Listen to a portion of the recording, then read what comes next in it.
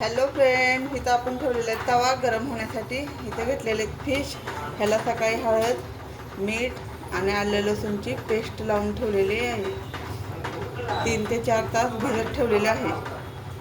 तव्यामध्ये तेल टाकून घेतलेलं आहे मासे तळण्यासाठी.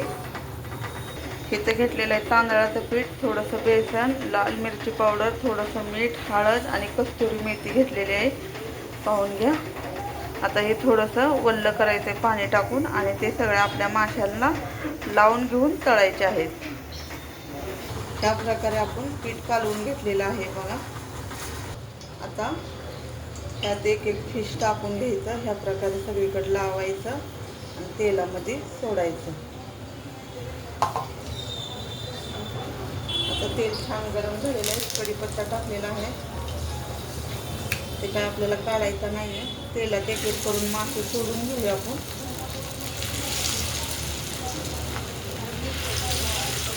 एका वेळेस 4 मासे सोडते. छान असे तळायला लागलेत मासे. बारीक गॅसवरच हे करायचे.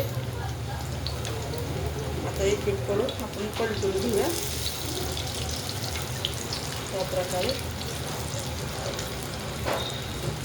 तांदळाचं पीठ आणि बेसन घेतलेलं आहे. थोडं थोडं लिंबू पण पिळला होता.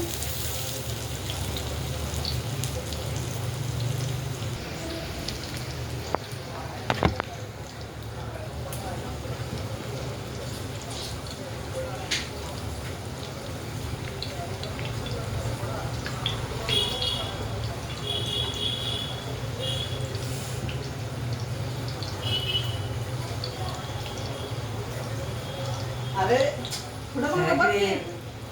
मोबाईल टाका. ये टाक ना.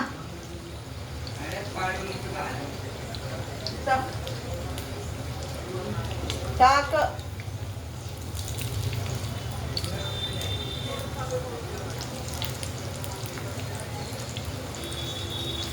बघा, ह्या पद्धतीचे आपण तळून घ्यायला लागलो मासे. आणि तांदळाचं पीठ थोडंसं तांदूळ घ्यायचं आणि मिक्सरवरच वाटायचं. अजून छान होतात, कुरकुरीत पण होतात मासे. खूप बारीक नाही दळायचं. मी थोडंसं तांदूळ घरीच दळलेलं आहे मिक्सरवर.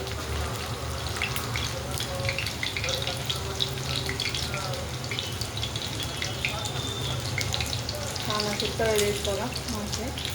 आता आपण तेल निघून काढून घेऊया मासे एक एक करून. आता थोडीशी कोथिंबीर टाकूया.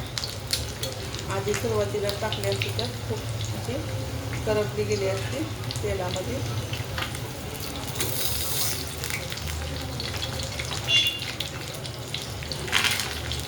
अजिबात तव्याला चिटकलं नाही वगैरे.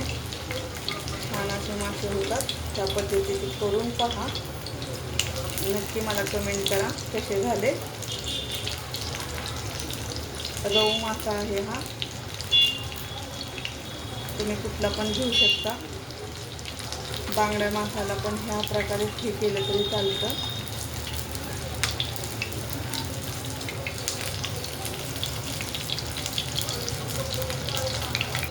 पाहून घ्या, छान असे कुरकुरीत झालेले आहेत बघा. आवाज येत असेल तुम्हाला माशाचा. पूर्ण असा सुक्का आणि कुरकुरीत झालेला आहे मासा. व्हिडिओ आवडला असेल तर लाईक करा, शेअर करा, कमेंट करा. कसे वाटले मासे ते पण सांगा. धन्यवाद.